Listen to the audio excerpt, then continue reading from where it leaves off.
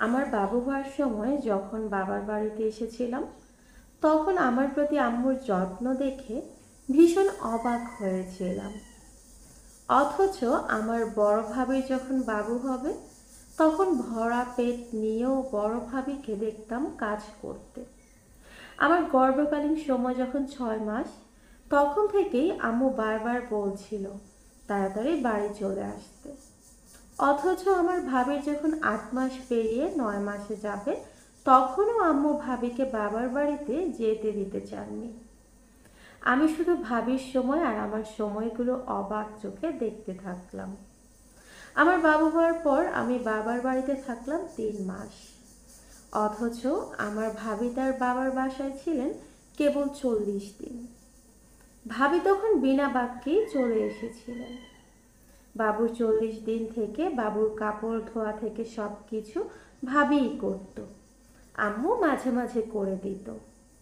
আমার বাবুর ক্ষেত্রে হয়েছে তার সম্পূর্ণই উল্টো। আম্মু আমাকে কোনো কাজ করতে দিত না, সব কাজই আম্মু করত। আমি শুধু বাবুকে রাখার কাজ করতাম। আমার বাবার বাড়িতে থাকা পুরোটা সময় আমি চুপচাপ ছিলাম। আমি যে এতদিন বাবার বাড়িতে থেকেছি বা থাকতে পেরেছি, তার মানে কিন্তু এই না যে আমার শাশুড়ির এখানে কোনো অবজেকশন ছিল না। কিন্তু আম্মু ওনার সাথে জোরাজুরি করেই আমাকে রেখেছিলেন। আমি যেদিন শ্বশুরবাড়িতে ফিরে যাই বাবু নিয়ে, সেদিন আমার শাশুড়ি আমার বাবু কোলে না নিয়ে আমাকে রেখে মুখ বাঁকিয়ে বলেছিলেন, আসছে নবাব জাদি, তা আসলা কেন? একেবারে বাপের বাড়ি থাইকা গেলেই পারতা। আমি মাথা নিচু করে নিঃশব্দে শুধু রুমে এসে বসেছিলাম। সেদিন থেকেই বাবুর সব কাজ সহ আমার সকল যাবতীয় কাজই একা করতে হতো। আম্মা কিছু করতেন না, শুধু বাবুকে রাখতেন, তাও সবসময়ের জন্য না। এর বেশ কিছুদিন পরেই আমার ননদ এসেছিল বেড়াতে। আম্মা তার যত্নার্থে কোনো রকম কমতি রাখেননি। মা মেয়ে আর শাশুড়ি বৌমার এই অদ্ভুত সম্পর্ক দেখে আমি শুধু মুচকি হেসেছিলাম। বড় ভাবির মতো মুখ বুঝে সবটা দেখেই গেলাম শুধু। আজ আমার বাবুর বয়স 7 মাস। গত 4 মাসে শাশুড়ি একবারও আর বাবার বাড়িতে যেতে দেননি। অবশ্য আমিও আর বায়না করিনি। কি লাভ শুধু শুধু ভাবির কাজ বাড়িয়ে? কাল আমার দাদা ভাইয়ের মৃত্যুবার্ষিকী, তাই এ বাড়ি থেকে আজ আমরা যাব আমার বাবার বাড়িতে। আমার স্বামী, শ্বশুর, শাশুড়ি, ননদ, ননদের মেয়ে, আমরা এই কজনই যাব। শাশুড়ি রেডি হয়ে আমাকে কয়েকবার বাহির থেকে ডেকেছে। আমি কোনো রকমে আমার ছেলেকে রেডি করাতেই ছেলের বাবা হন্তদন্ত হয়ে এসে বললেন, তুমি এখনো রেডি হওনি? আম্মা চেঁচাচ্ছে তো, তাড়াতাড়ি করো। আমি শুধু এক পলক তার দিকে তাকালাম। আমার ভাইয়ের কিছুই ছাড়েনি, একদম মা ভক্ত। বউ খেলো না মরলো এটুকু দেখার সময়ও বুঝি তার নেই। তার মনে হয় পৃথিবীতে মাই সব। এগুলোতে এখন আমি অভ্যস্ত। তাই কোনো রকম কথা না বাড়িয়ে ছেলেকে তার কোলে তুলে দিয়ে ছোট্ট করে বললাম, আপনি ওকে নিয়ে যান, আমি শুধু বোরকা পরেই আসছি। উনি বিরক্তির সূচক শব্দ করে ছেলেকে নিয়ে বেরিয়ে গেলেন। আমি কয়েক পলক সেদিকে তাকিয়ে নিজে তাড়াহুড়ো করে বোরকা পরে বেরিয়ে এলাম। বাহিরে আসতেই শাশুড়ির চোখ রাঙানি, মুখের উপরেই কয়েকটা কটুবাক্য শুনিয়ে দিলেন। চুপচাপ মুখ বুজে শুনে নিয়ে ভাবলাম, দুটো মেয়ের ভাগ্য, জীবনে কখনো এত মিল হয়? বাড়িতে ঢোকার পর প্রথমেই আম্মু এসে আগে আমার বাবুকে কোলে নেয়, তারপর যার যার ঘর দেখিয়ে দিয়ে নিজের কাজে ব্যস্ত হয়ে পড়ে। আমি ফ্রেশ হয়ে ঘরে একাই বসেছিলাম। এ বাড়িতে আসলে আমার বাবু বেশিরভাগ সময় ওর নানা নানু নয়তো আমার কোনো কাজিনের কাছেই বেশি থাকে। ব্যাগ থেকে বাবুর কাপড় সব বের করে আলমারিতে রাখছিলাম, সে সময় আম্মু ঘরে আসে। আমার কাছে এসে বলে, কী রে, এতগুলো দিন পর তোর আসতে মন চাইলো? কবে থেকে বলতেছি আসার কথা? আমি সহজভাবেই জবাব দিলাম, শাশুড়ি আসতে না দিলে কেমন করে আসবো আম্মু? এটা আবার কি কথা?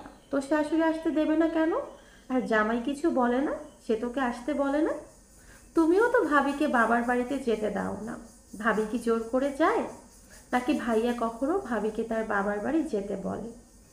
আম্মু কয়েক সেকেন্ড থমকে তাকিয়ে থাকে আমার দিকে, অবাক কণ্ঠে বলে, মানে কি বোঝাতে চাইলি তুই? আমি হাসলাম, হাতের কাজ রেখে আম্মুর দিকে তাকালাম। নিজেকে ধাতস্থ করে নিলাম কতগুলো কঠোর বাক্য বলার জন্য। আম্মু, বিয়ের আগে থেকেই দেখতাম তুমি ভাবিকে তেমন একটা পছন্দ করতে না। ভাবি তোমার সব কাজ করে দেওয়ার পরও তুমি ভাবিকে দেখলেই নাক ছিটকাও। ভাইয়াও কখনো তোমাকে কিছু বলেনি। তুমি ভাবিকে যেমন রেখেছো ভাবিও থেকেছে, আর ভাইয়াও থাকতে দিয়েছে। ঠিক একইভাবে আমার শাশুড়িও আমাকে পছন্দ করেন না। বাড়ির সব কাজ একা হাতে সামলানোর পরও তার আমার খুঁতটাই চোখে পড়ে। আমার ভাইয়া যেমন কখনো তার মায়ের ওপর কিছু বলেনি, তেমনি আমার স্বামীও তার মায়ের ওপরে কিছু বলে না। অথচ তুমি আমাকে আর আমার শাশুড়ি তার মেয়েকে রাজরানীর মতো করে রাখছো। তুমি ভুলে গেছো ভাবিও কারো রাজকন্যা ছিল, আর আমার শাশুড়িও ভুলে গেছেন আমিও কারো রাজকন্যা ছিলাম। ভাবির বাবু হওয়ার পর তুমি যেমন সব কাজ তাকে দিয়েই করাতে, আর আমার বাবু হওয়ার পর আমাকে মাথায় করে রাখতে। ঠিক একই কাজ আমার শাশুড়িও করে। আমি না এসবের প্রতিবাদ করি না। ভাবি যেমন মুখ বুঝে সহ্য করে যায়, আমিও তাই করে যাই। তুমি, আমার শাশুড়ি, তোমরা শারীরিক আঘাত ঠিকই করো না, কিন্তু মানসিক আঘাতগুলো ঠিকই করো। আমার না একটুও আফসোস হয় না, জানো তো। তুমি যেমন তোমার ছেলে বউয়ের সাথে করেছো, তেমনি আমার শাশুড়ি তার ছেলের বউয়ের সাথে একই কাজ করছে। আল্লাহ না করুক তার মেয়ের সাথেও কখনো এমন হয়। আমরা নারীরা শুধু নিজেদের সন্তানের প্রতি মমতাময়ী, অন্যের সন্তানকে কখনো নিজের সন্তানের চোখে দেখি না। লাখে কয়েকজন থাকে যারা অন্যের সন্তানকেও নিজের সন্তানের চোখে দেখে। আমাদের সমাজে তোমাদের মতো শাশুড়িরাই মেয়ে আর বৌমার মধ্যে পার্থক্য করে। যদি ছেলের বউ আর মেয়েকে একই নজরে দেখা হতো, তাহলে কারোর সংসারেই এত অশান্তি থাকতো না। যদি বৌমা আর শাশুড়ির সম্পর্ক মা মেয়ের মতো হতো, তবে এ শহরে এত এত বৃদ্ধাশ্রম থাকতো না। ছেলে যদি শুধু মায়ের কথা কিংবা শুধু বউয়ের কথা না শুনতো, তবে কোনো বউ বা কোনো মায়ের উপর অবিচার করা হতো না। আসলে কি জানো আম্মু, আমাদের সমাজের পুরুষদের মেরুদণ্ড বাঁকা। এরা হয় কাপুরুষ, কখনো শুধুমাত্র বউয়ের অধীনে থাকে, আবার কখনো শুধুমাত্র মায়ের অধীনে থাকে। দুপাক্ষিক থাকার মতো মেরুদণ্ড এদের নেই। অনেক সময় একটা কথা শুনতাম, মেয়েরাই নাকি মেয়েদের শত্রু। অথচ নারী হতে হয় অপর নারীর বন্ধু, একে অপরের সুখ দুঃখ গল্প করার বন্ধু।